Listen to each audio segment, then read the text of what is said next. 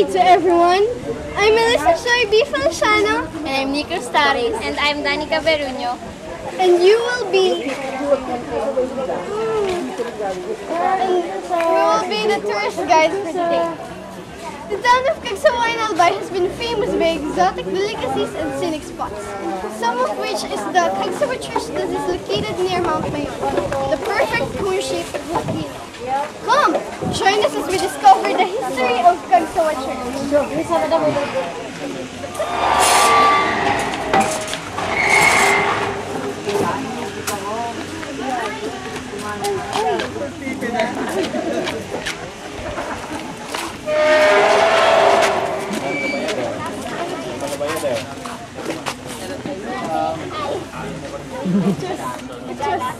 Thank you po.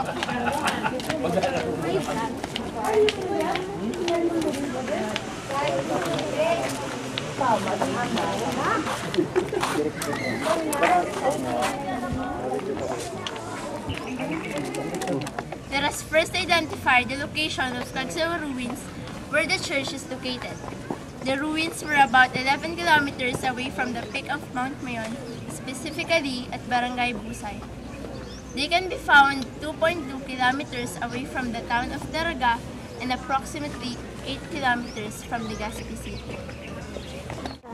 Going back 287 years ago, this church was built after 1724 by Franciscan friars under Fray Francisco Blanco in the small town of Cagsawa. It was thought to replace a previous church constructed in February 25, 1636 that had been burned down by Dutch pirates who ransacked the towns bordering Legazpi Bay because they didn't find the gold hidden underground this church.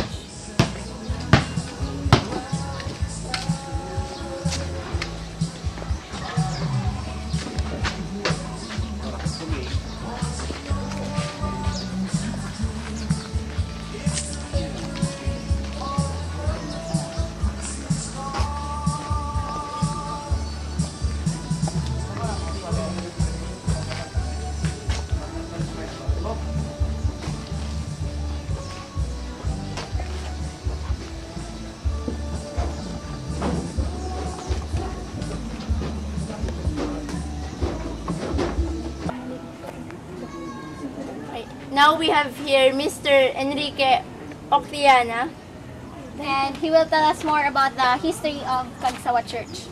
Hello, good morning. My name is Enrique, or just call me Kuya Kim. Not Kuya Kim, okay? Okay, now, explain ko sa inyo about the history ng Cagsawa.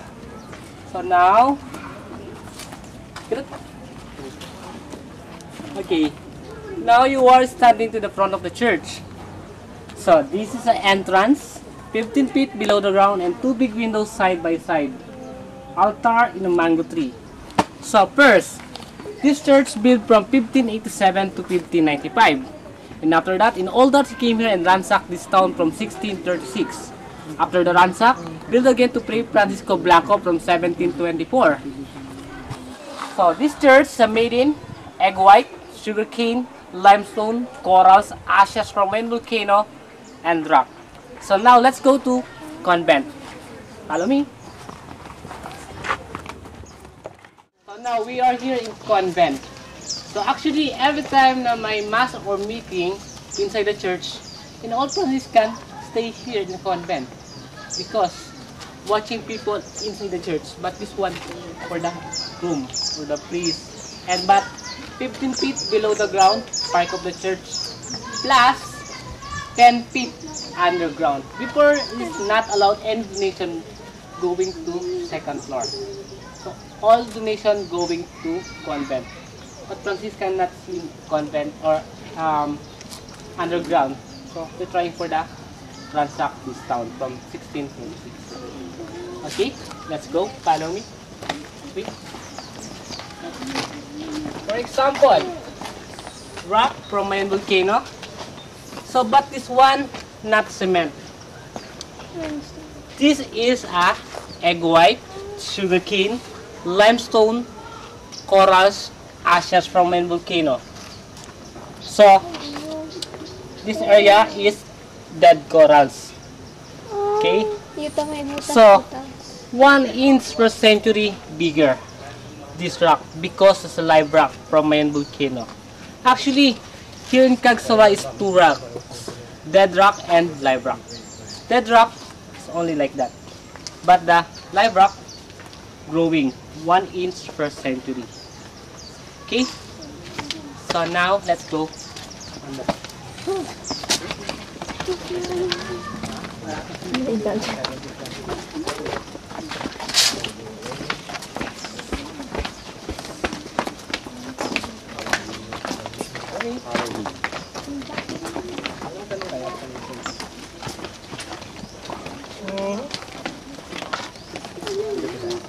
Okay, so katagalan, itong area na to, hindi natin masasabi kung kailan siya masisira, kung hanggang kailan na lang siya. Kasi every time na lumalaki yung rock, natatanggal, nalalaglag sa area niya. So nagkakaroon siya starting for the butas. Okay? Yes. So, Live rock here. ito, hindi to basta-basta butas lang or pinto. Ito, before is a original window ng convent. So, every time na may mass or meeting inside the church, in all Franciscan standing here and watching people inside the church.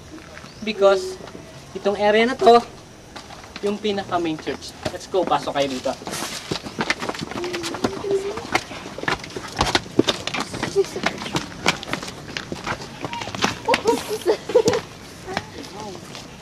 Okay, now you are here inside the church. Altar, entrance, and 15 feet below the ground. And 1,200 people died during the typhoon, not eruption. Because every time to erupting a volcano, every time the typhoon here in Bicol, and all people going to church and pray for the stop for the activity from the volcano or for the typhoon. So 1,200 people buried inside the church because for the typhoon. Okay, so now let's go. Follow me. Explain to you about for the main volcano. So now I'm inside the church, but outside and you are inside because the church from here going to tower. It's only the church. Okay, so this area is parking lot for the buffalo or horse before, but no car during the 1500 or 1600. Okay, so follow me. Let's go for viewing Mayon volcano.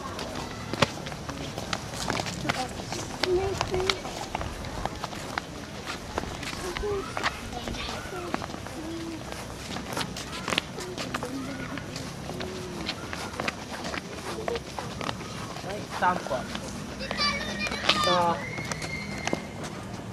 Cagsawa Church, Mayan volcano, 10 kilometers from here. So, the height of Mayan volcano is almost 8,000 feet above sea level. The crater is more than 5 hectares. Every time to erupting Mayan volcano, first is smoke from Mayan volcano, and after that, pyroclastic material. After the pyroclastic material, 2 days, 3 days, lava flow, like that. Okay? So after the lava flow, in all lava stop from the foot of Mayon volcano, like this. So it's almost 1,000 cubic this rock. So in all rock, here from foot of Mayon volcano, push for the water and sun. Okay, so in all people dead for the typhoon, not eruption. Okay? Yes. Thank you for coming here in Cagsawa and enjoy your trip. Thank you, ma'am. Thank you very much. Thank you.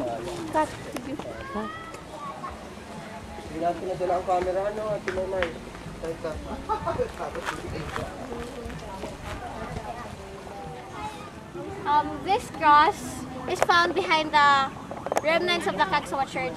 This cross is a symbol that many people died here during the Typhoon Reming last November 13, 2006.